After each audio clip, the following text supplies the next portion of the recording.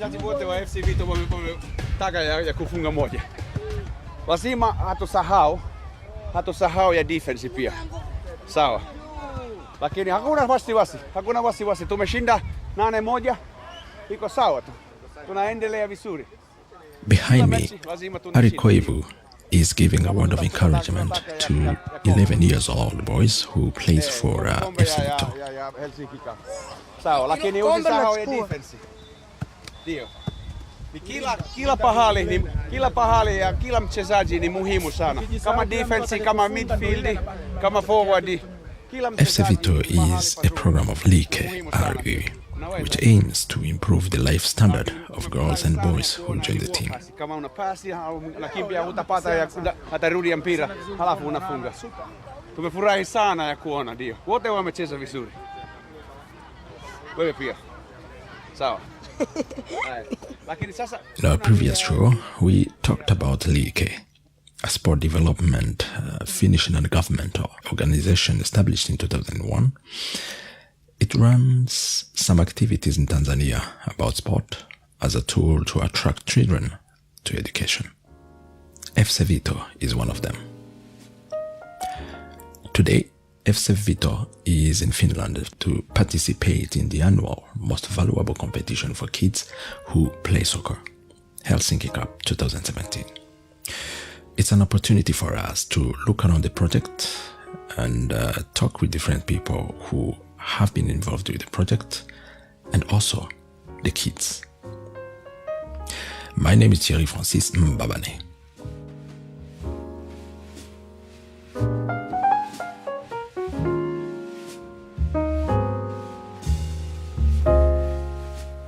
Well, the idea actually came in 2000. I got a phone call from the embassy of FC Vito is a concept that focuses on the education and maintenance of the team members, ensuring their school fees if I would like to collect and train and send a team of Tanzanian footballers, young footballers to Helsinki Cup, and that was the first team 2000, and we already got the bronze medal. We were very, very good. We found very good players in Mtwara. They were 11-year-old, and since then almost every year we had a boys or girls team to come over. And through the evaluation we made 2010, we notified that especially supporting the boys and girls is important, and they're coming over here changes their life, and they like to go for further education because they already know that how the life is abroad, and they would like to kind of like improve the quality of their life and also the surrounding in Tanzania. But there was not enough money for the parents to pay for their school fees. So then after that, in 2012, we started looking for foster parents, like godparents from Finland, who would pay a little bit every month so that we can cater the needs in the school fees by that time, the uniform, the books, some sports equipment, some tuition fees and other fees which are needed. And that has made a significant change, that the parents, they can also invest the money to something else. What they normally put into the schools, the parents can invest the money to some other activities, what might bring more income, or even they can take another sister or brother to be taken for the secondary education, or even to the colleges. And the performance on the football has been very, very good for the FC Vito already since from the beginning. Even the girls, they brought the bronze medal last year. But the main issue anyway to come over to the team is that you have to go to the school, you have to stay there every day, you have to try to learn as much as possible. And then after that, then you can get the foster parents and be part of the team and travel to Finland. But education and football goes hand in hand over here. And this has been extremely important for the girls, as football still is very masculine sport in the southern Tanzania, and the girls are not allowed to play even. So now we have 17th team to come over to Finland, and so far 2 matches, and the goal difference is 18-1. It's not about the winning, but it's about the chesa halali, the fair play. And once the boys go back to their home country Tanzania and their home village Mtama, so then we expect them to perform also very well academically, plus also that they are active in sports, as the sport stimulates the brain work.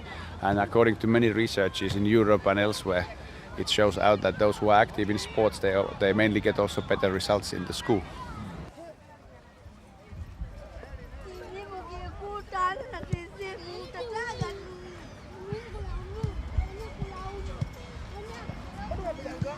I went around and talked to the boys. When you're captain? Captain namba 2. Kwa jina naitwa Jabir Ibrahim Hashim Cheu. Miaka 11. Furahia game siku ile. Jabir Ibrahim is the vice captain. He likes Finland because of the clean environment. He likes Liverpool, and his player choice is Sadio Mane. Huu ndo mwaka wa kwanza kuja hapa Finland. Umependa nini hapa? Nimependa tu mazingira yao sio mabaya. Yanavutia. Okay. Naitwa Kasim Shabani. Natokea Mtama, Lindi, Tanzania. Miaka. Kasim Shabani dreams to become a professional player. He wants to play in one of the biggest clubs in Tanzania, Young Africa, or come to Europe and play for Real Madrid. FC Vito ambayo ndo hii hapa. Lakini hapo na timu ya kubwa ambayo ndo napenda baadaye kama nikipata uwezo nikachezea katika hiyo timu. Ambayo timu hiyo inaitwa Yanga Africa. Na kama kwa huko kwa yani kwa mfano kwenye klabu za kama za Real Barcelona, mimi napenda nikachezea timu ya Real. How many teams this year? We have only one team per year, but over here in the group of 11-year-old boys, we have about 160 60 teams from Finland, and I think it was 6-7 other countries, Sweden, Turkey, who were also participating in this. But this is the most popular group, this boys 11. But from Tanzania we have, this year we have only one. The women didn't make it this year. The girl, I mean, we have every second year we have girls, every second year we have boys. It's quite expensive to bring the team over here, but we have good sponsors. Like Stadium is sponsoring all the equipment.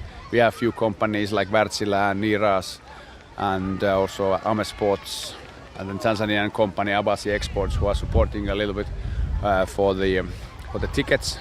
So we collect from the sponsors about the 7,000-8,000 euros when the budget is about 15,000 euros. And Helsinki Cup is also providing the food and accommodation for free. And then our very good sistership organization Euran Pallo in Eura is also organizing a football camp for 4 to 5 days every year for the boys and girls, where we learn much more about the football and friendship, and also Finnish culture, food, swimming in environments and other stuff, and it's been remarkable, and hopefully this will continue next year too. Yeah. So when they come like now, how long do they spend in Finland? They spend a bit less than 2 weeks. So they have arrived on Wednesday. Today we are Tuesday. Tuesday we are today, yeah. So they have been here now for 6 days, and they are leaving on Sunday. Yeah. So they also have other activities when they're here. It's not only what you mentioned. Oh yeah, definitely. We try to see how we can fit it into the timetable. So if we are really playing well, so we have many matches. But the idea is that we would also visit Eura and have the football camp at Eura and meet the people over there. We've been skating in the ice hall. We've been playing a war of snow. We've been swimming, and here in Helsinki we also go to see the town and find time to go and see the animals at the zoo of Korkeasaari, and go to see also the flea market, some shops, and we had already the Helsinki Cup opening ceremony, and hoping we have time also to visit this super park, which is kind of like a youth activity center in Vantaa or Espoo. So we have also received the tickets to go over there. But anyway, we try also to give a lot of time for the boys to mingle and make friends with the other footballers, because this is a big family of football players over here. And as they stay in the Etelähaga school, so there are also many other teams staying there. They can make friends and play football and and enjoy the hospitality and friendship of the other players too.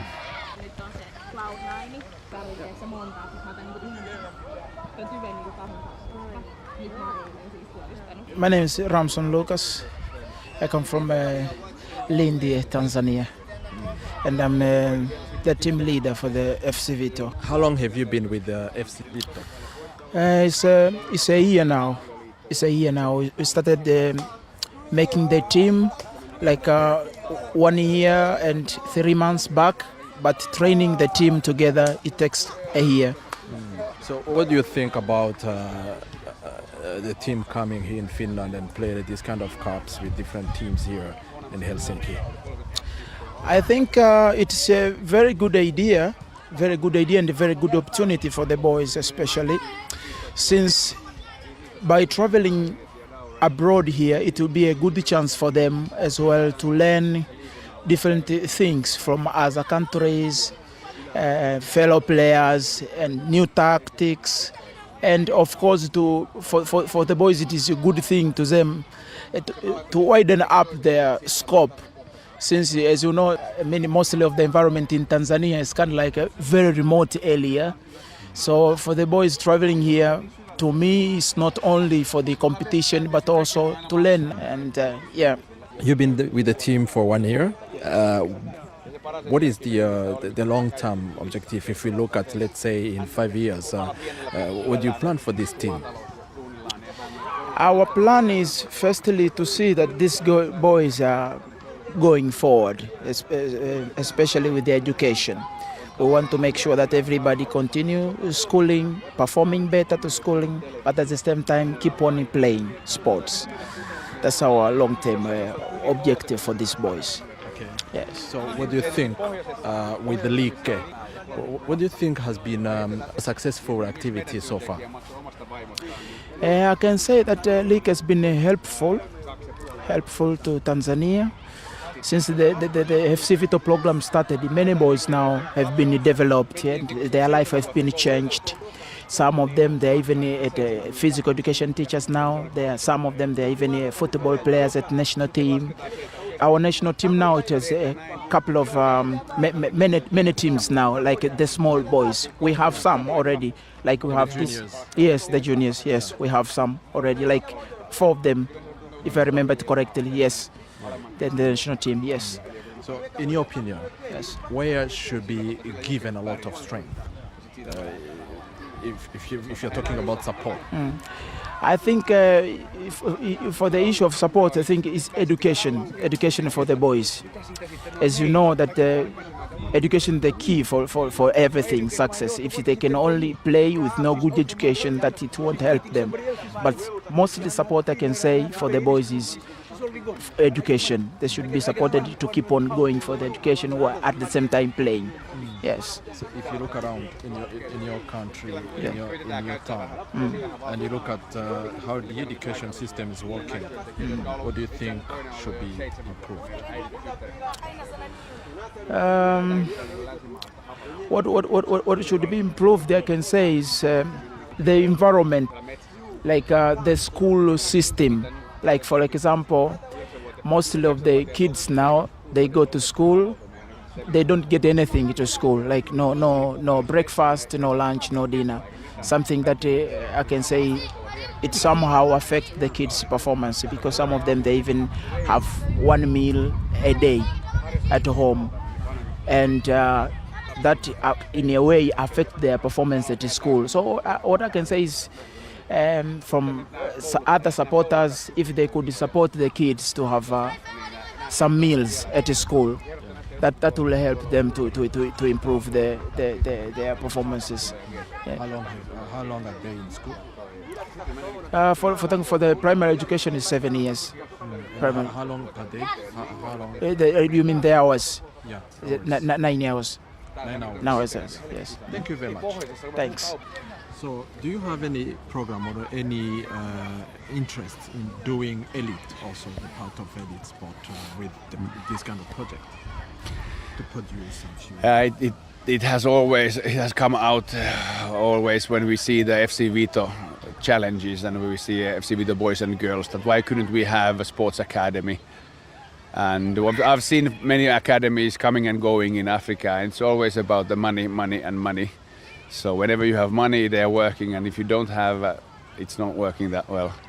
And especially with these FC Vito boys and also the girls, we had already 2 years ago, we started to negotiate with the big energy company called Symbion in Tanzania to establish a sports academy, so that we would take rather poor students but who are performing well in sports to be part of that secondary school sports academy. It would be mainly football. We could have an intake of 10 boys and 10 girls every year, and then 5 disabled every year. And we had already a plot in Songea in Tanzania, but at the moment the funding is zero. That company, it was in a small problem with Tanzania electric company TANESCO, who owns Symbion a lot of money, and if they would have paid, so then probably we would have also get for the academy. But yeah, it's been always in my mind, but as we had a charity organization and we are trying to help as many as possible, so we haven't really started any academy, but future will tell if it's happening, but hopefully yes.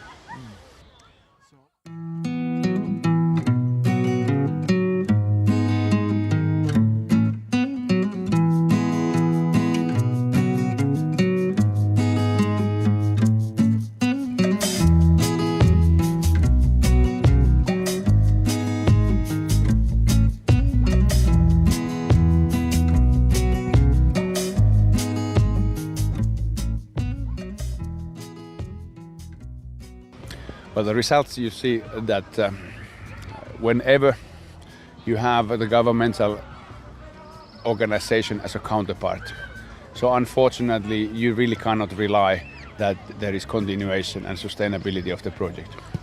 If you have a local NGO, like we have Sports Development Aid, so that is much better because they can do their own fundraising, but it's just each and every minister and the person responsible over there at the government side wants to leave their legacy to the education in Tanzania, and so far there hasn't been really any sustainability on these legacies, and especially this sports and health education. It's been quite a lot in vain during the last 10 years. But I would say that the best results, especially when we talk about Mtwara, was that from 10% the academic performance increased to 73. So 7 out of 10 girls and boys passed the final examinations. So the same increase also happened in Lindi and Singida, but on a much lower level.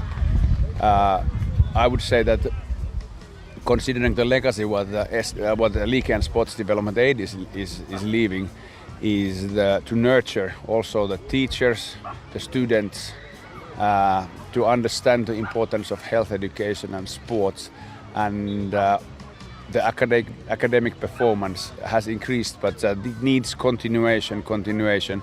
And whenever we are stopping a program over there, and you check it out after 3-4 years, it's still working, but if it's not subsidized by the government or the NGO, so it's slowly fading away because the government changes its policy almost every 4 years, and you never know that what are the higher issues. Or like pre-primary school, they are pointing out that pre-primary school teachers' issues are now more important than any others. So then, for example, we have a few of these teachers' colleges that we are using a sport as a subject were turned into pre-primary school teachers' colleges, and then the sport was deleted completely. So we kind of like lost all the investments.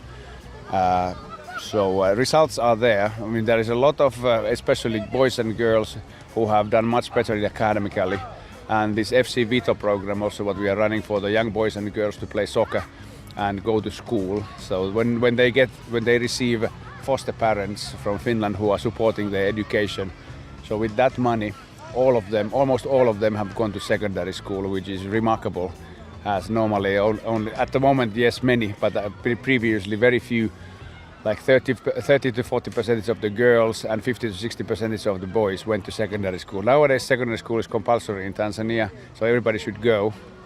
and hoping that many students will go, definitely, yeah. But the performance also in the secondary school is important. So I hope that this FC Vito program will also assist the boys and girls to go even up to university and got good grades and good education.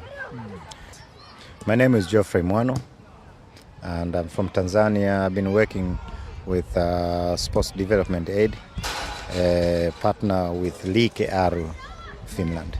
I've been working for 5 years with Sports Development Aid, 2001 until 2005.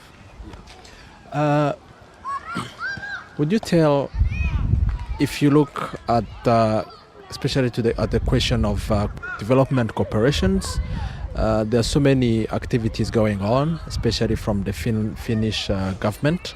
What is your feeling with the activities and the everything, the aid, the support that are going, especially in Tanzania? I would say that since independence in 1961, we've been receiving development cooperation for a long time, and it has been going on for a while. And what I've seen is that the European counterparts, they really want to help us and they want us to develop in a certain ways. But I think the issue of development should come from within and should not come from outside. Yes, we can have people helping us, but they can help us. But when they go, if we don't own the development, it will not be anywhere to the level where we want it to be. So I've been working with the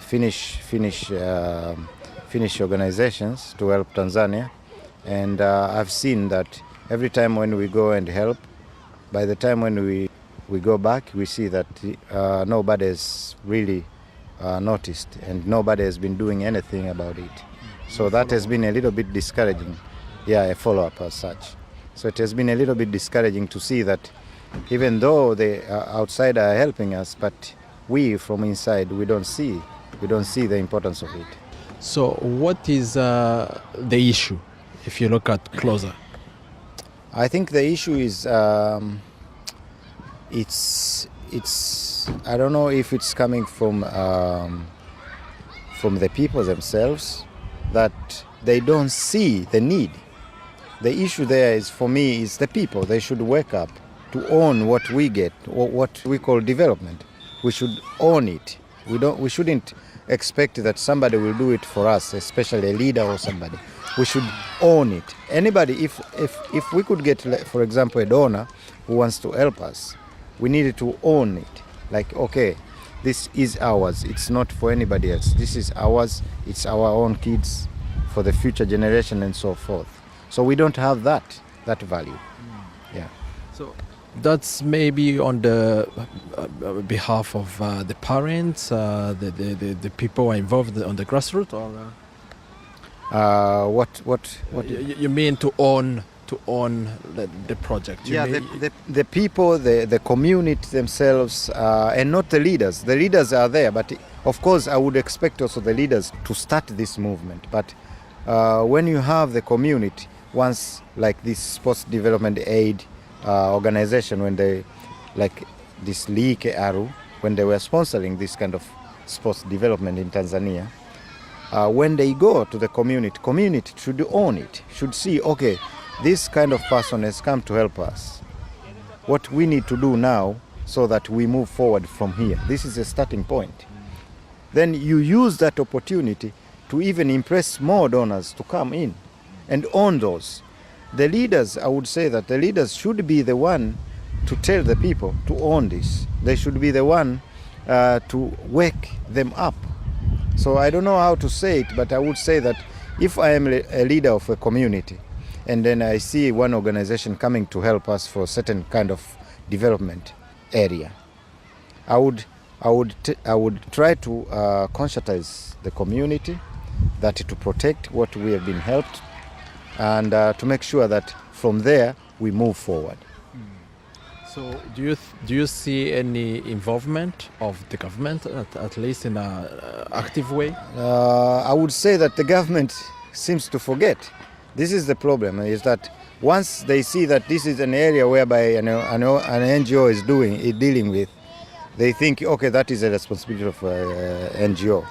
But it should be that, okay, if the NGO is doing certain work and to the certain steps or to the certain limits, then they should fill in where the NGO are not filling. So from there onwards, when the organization are leaving, they should continue that work, because all what is done by the NGOs, it's supposed to be done by the government. The NGOs are just filling in the gaps, but it should be that the government should be concerned with all this, what the NGOs are doing. And what can be your message when it comes to these issues? My message is that let's own the efforts which are done by these NGOs. Even though it started now, it should be that once they start, we should continue from there, because these NGOs will not be there forever. What if they pull out and no help at all is coming? What are we going to do? We should wake up now. That's my message. Thank you very much. Thank you. So what do you think if all those mechanisms has run together, especially in the side of the Tanzanian government? What do you think, or what do you wish would have been the result, the most important thing? I think Tanzania would be much better overall in sports, and also they would live more healthier. If there would be more health education in the schools, they would understand more about their rights, about health, and how to prevent also diseases, and they would be also probably in the better physical condition. But if you would also have a lot of sports in the schools, so it reflects also the future of Tanzania as a nation, like any other developing country, or even in Finland. So the international performance in football, athletics, track and field, handball, volleyball, swimming, whatsoever, would be much better, definitely, if they would have sport as a subject and compulsory for everybody, and if Tanzania would also train the sports and health education teachers in the schools well. So indeed, Tanzania is at the moment in football as poor as Finland is in Europe, even though Tanzania just won South Africa anyway. But indeed, there are so few issues of sports what you can do in Tanzania. But if the sport would be a subject in primary and secondary schools, compulsory subject, so I think the biggest result would be then the higher international reputation on sports performance. But on the other hand, I would still say that in Tanzania the people would be also healthier, and they would be in a more fit condition. And once you are healthier and fitter, so it means that you have less obesity, less diseases, less cardiovascular diseases, less non-communicable diseases, which means that you are less out from the work, and it means that your productivity, the country's productivity, is better, and it would have an impact also on the gross national product. When the people are less out from the work, when they are healthier, and if they get sick, they heal also faster, and they return to the school or to their work much faster, and they pay taxes. So it means that it has an impact on the whole country. More taxes, more work, more productivity, more cross-national product, and then I suppose also the more happier the people are, and the nation is going much better.